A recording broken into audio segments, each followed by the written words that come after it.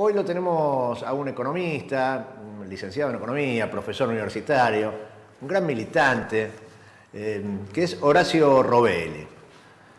Horacio Robelli viene advirtiendo, escribiendo mucho y hablando en diversos medios acerca de lo que estaba pasando con la economía en la Argentina. El propio domingo, a la mañana, salió publicado en El Cohete a la Luna, sitio donde Horacio escribe semanalmente, un análisis de la economía bastante lapidario. Y que si uno lo leía, dice, bueno, si esto es lo que entiende la sociedad argentina, hoy perdemos las elecciones. Ese análisis que publicó Horacio Robelli en El Cohete a la Luna el día domingo, que lo habrá escrito, lo habrá terminado de escribir el viernes, el sábado, ahora le vamos a preguntar, tranquilamente podría ser una columna de análisis político del día de hoy en cualquier medio. Claro, después del resultado electoral. El tema es que Horacio lo escribió antes. Así que bueno, vamos a darle la bienvenida. Horacio Robelli, un gustazo tenerte acá con nosotros. Y contanos, porque vos ocupaste en algún momento un lugar importantísimo en el Ministerio de Economía de la Nación durante la gestión de Amado Boudou.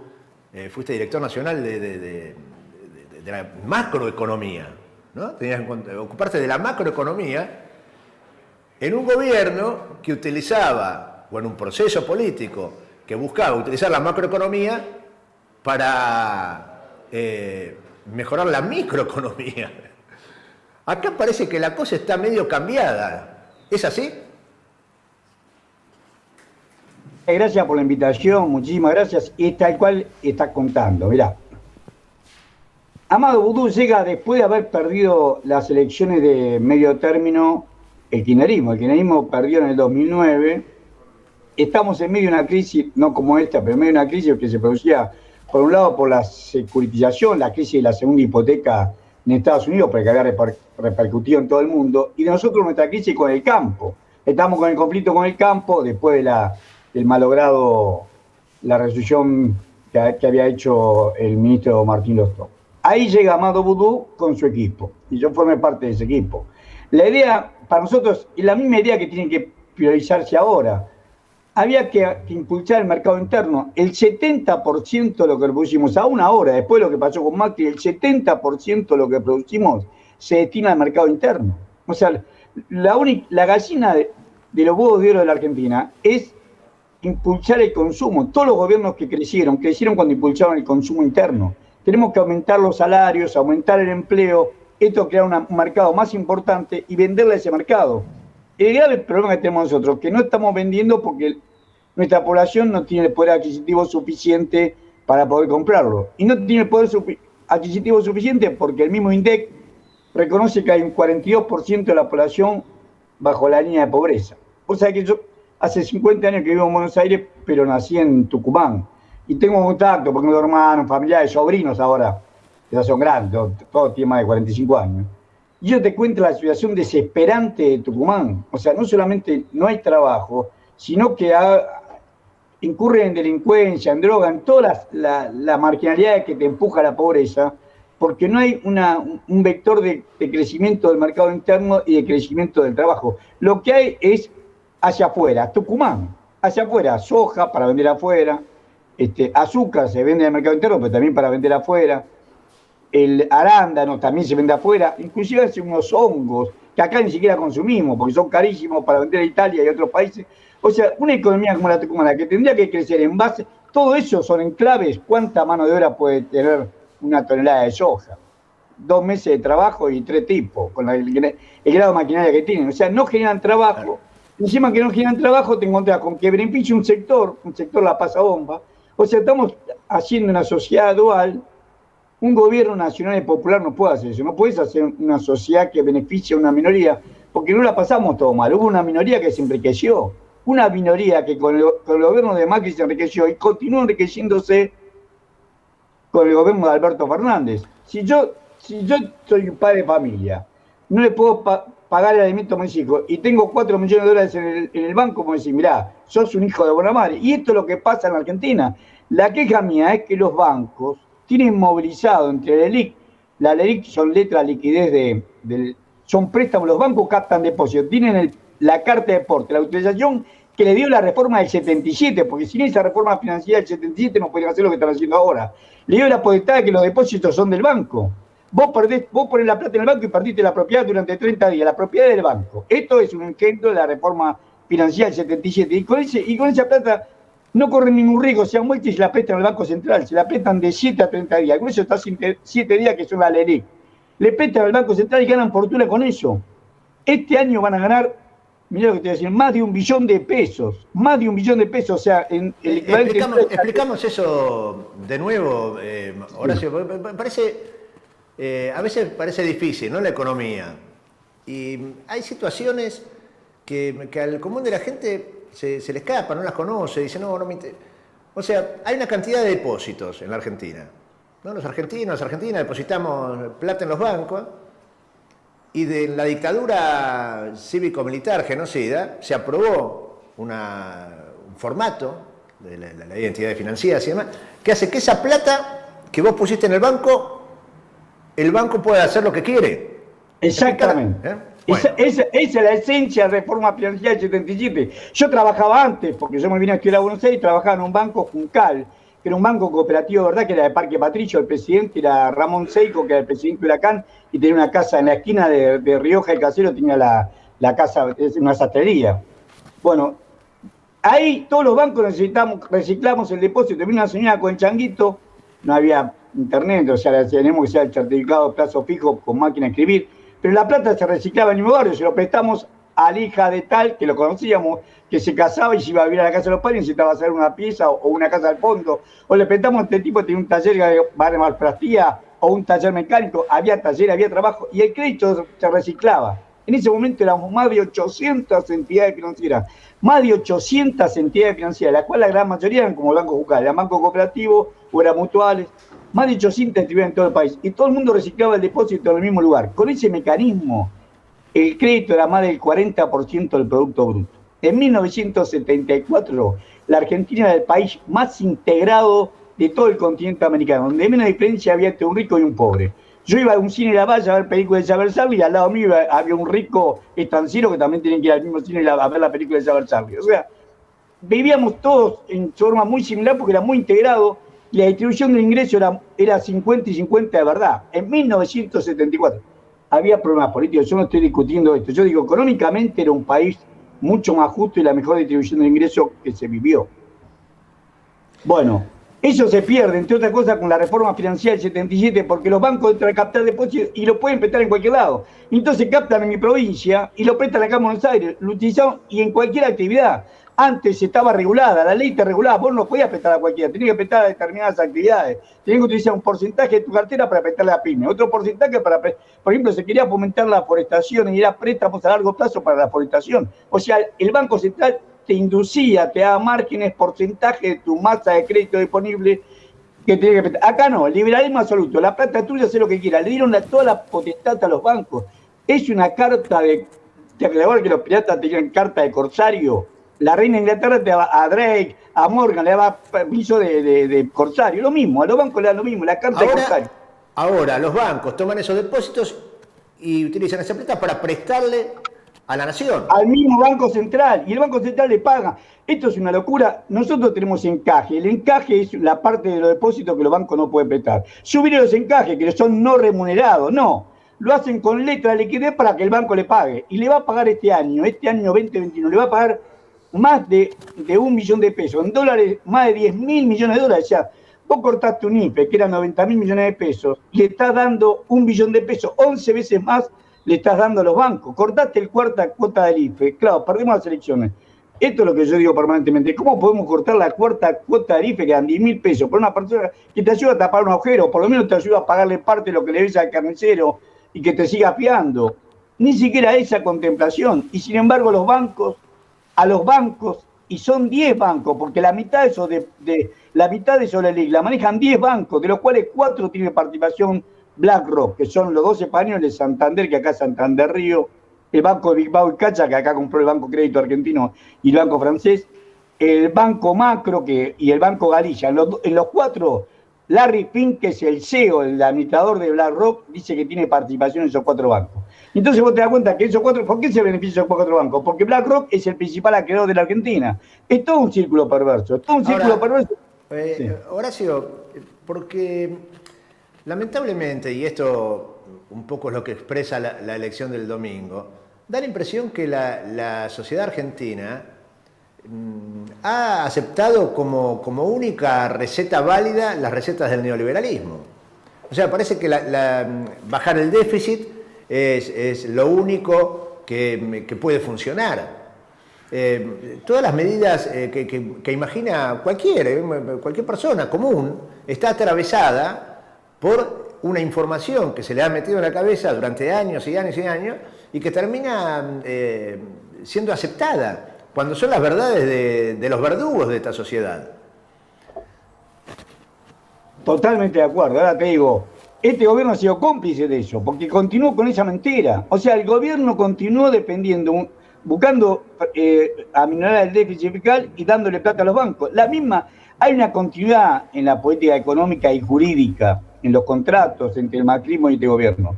Lo primero que tiene que haber hecho este gobierno es haber denunciado la estafa que significa endeudarse en 100.000 millones de dólares, más de 100.000 millones de dólares. 24.000 se utilizaron para pagar deuda vieja, pero hay 86.200 millones de dólares. Recién hace un par de meses el ministro Guzmán recién presentó unos cuadros demostrando esto que estamos diciendo, que sabíamos desde el principio. Jamás se molestaron en denunciar que el macrismo había aumentado la deuda en más de 100.000 millones de dólares, 86.200 millones de dólares. No es que no se hizo una casa, no se compró un ladrillo, se jugó. Trajeron los 86.200, es mucha, $1 millón de plata. $1 millón de plata, 86.200 millones de dólares, y pretenden que lo paguemos nosotros. O sea, lo toma la deuda del macrismo, la plata desaparece porque nunca dieron el listado de quiénes eran los que habían jugado esa plata, pero Horacio Berbisky en el Cohete a la Luna sacó una nota el 24 de mayo del 2020, donde se llama Los 100 de Macri, da los 100 primeros. Entre los 100 primeros, las empresas que aparecen está Telefónica Argentina con más de 1.200 millones de dólares y Pampa Energía con 903 millones de dólares. En los dos tiene participación BlackRock. BlackRock reconoce que tiene participación en Pampa Energía y en Telefónica de España. Y ninguno de los dos dio ganancia por esa suma. O sea, el gobierno ni siquiera, la FIP duerme la siesta, la señora esta que está a cargo de la FIP, no ni siquiera puede llamar a estos tipos y decirle, señores, ustedes no declararon ganancia en el caso de Pampa Energía por 903 millones de dólares, declaraste ganancia por menos de la mitad. ¿Dónde sacaste la plata para comprar esos dólares? Y con BlackRock es el dueño, pero con Telefónica Argentina peor, porque Telefónica Argentina hubo un par de años que dio pérdida. La ganancia fue el 20% de lo que compraron. Usaron la plata de la contabilidad en negro que tienen, haces un doble avance. Por un lado avanzás sobre la contabilidad en negro, la contabilidad paralela que tiene, y por otro lado recuperás plata para pagar la deuda. Ellos que la fugaron, que la recuperás, porque vos lo tenés que multar. Vos fíjate, con el tema de la carne, el gobierno lo único que hizo fue con el tema de la carne poner la lupa ahí. Fue la aduana y puso la lupa ahí y lo multó a 19 frigoríficos por más de 6 millones de dólares. ¿Por qué? Porque le vendían a Uruguay, pues no pagaban retención por una suma mucho menor, y después Uruguay le vendía, esa misma empresa tiene esos en Uruguay, le vendía a China o a otro país al valor internacional.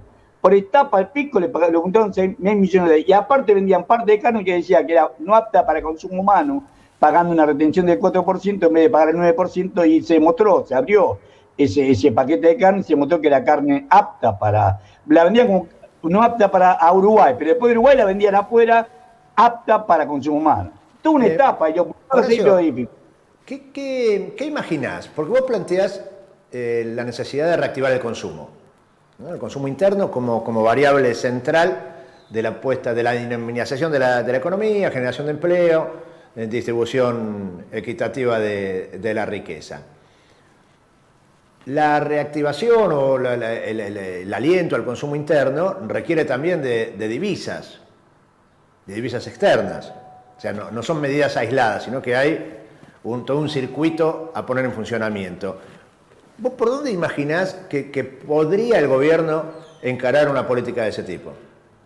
Mirá, nosotros necesitamos dólares porque tenemos superávit comercial. El año pasado tuvimos 12.500 millones de dólares de superávit comercial y este año va a ser más de 15.000 millones de dólares. En los primeros 8 meses de este año, hasta el 31 de agosto, Ciara, que la Cámara de Industria Aceitera de la República Argentina, y sé que es el Centro de Exportadores Cereales, reconocieron que vendieron más de 74 millones de toneladas de productos agroindustriales. Nunca, pero en toda la historia argentina nunca se vendió en 8 meses 70.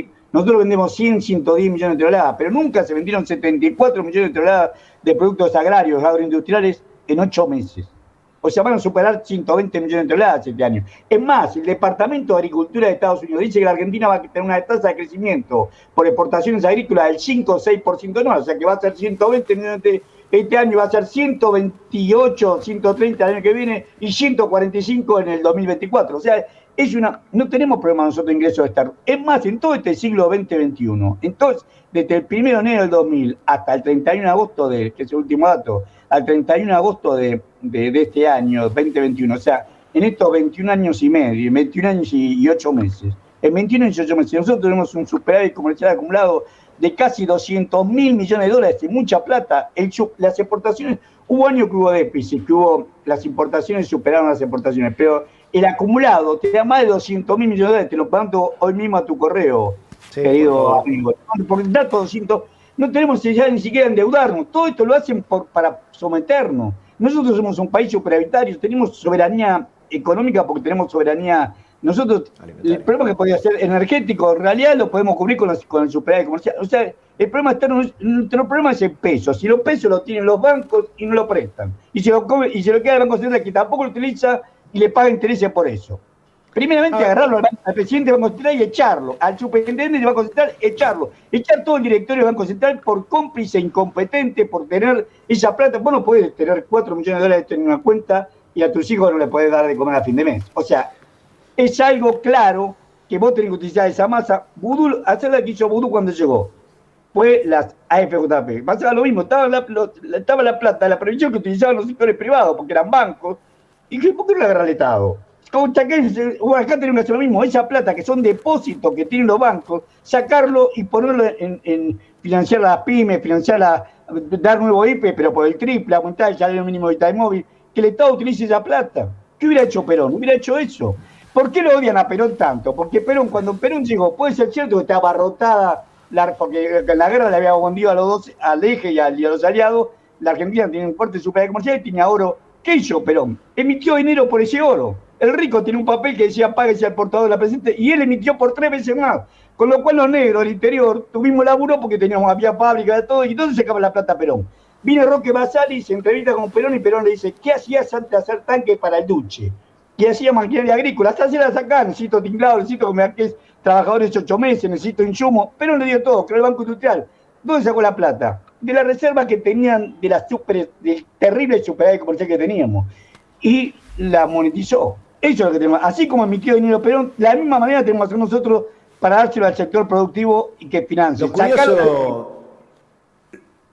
Lo curioso, Horacio, es que todos estos sectores que vos describís, estas aves de rapiña, que tanto se han enriquecido, no son votantes del Frente de Todos, ¿no? Y seguro, es más, presionan por derecha. ¿Qué le están diciendo al gobierno? ¿Ves? Vos hubieras hecho lo que se llama Cambiemos y no perdías las elecciones. Ahora, está la inteligencia, la sensibilidad de Alberto Fernández y de su equipo que es de cuarta. O sea, lo primero que hay que echar hay que echarlo a todo el directorio del Banco Central por cómplice. Y después el ministro Martín Guzmán no es un ministro de Economía, él se cierra, es un excelente secretario de Finanzas. Yo te diría, tal vez uno de los mejores, pero de finanzas. Pero vos necesitas alguien que maneje la macro. Un tipo como Amado Vudú, vos necesitas un ministro que diga, bueno, acá tengo el sector trabajo, acá tengo el sector energético, acá tengo el sector agricultura, acá tengo la hidrovía del Paraná. ¿Qué voy a hacer con...? Él no se pregunta por todo eso. Él desplaza a que otros lo hagan. Y él ni se mete. Vos fíjate que... Y ahí pone gente que es incompetente, porque Matías Culpa, toda esa gente han demostrado clara incompetencia. El ministro de Agricultura y Ganadería también ha demostrado clara incompetencia. Vos no podés permitir el precio que más creció. El precio que más creció durante el gobierno de Alberto Fernández fue la carne. El kilo de asado, nosotros íbamos a tener el asado para todo, y el asado aumentó un 40% más que la inflación y que el tipo de cambio. Vos te preguntas de grado de locura. O sea, estamos diciendo una cosa y haciendo exactamente la contraria. Por eso hay que hacer un profundo cambio de gabinete como hizo Néstor Kirchner, Cristina era la presidenta, pero como hizo Néstor Kirchner en el 2009. Ahí apareció Vudú, ahí apareció la política del asignación universal por hijo, ahí apareció hasta pudo para todo. Hay que volver a hacer lo mismo. Hay que darle ese impronta a este gobierno nacional y popular que no tiene. Bueno, Horacio Robeli, la vamos a seguir. Mil gracias por este contacto con Urbana TV. Y dejaste encendida, on fire, la pantalla. Bueno, abrazo grande. Michelle, gracias por la invitación. Un gran abrazo a vos y a todos los amigos. Muy bien, ahí pasó.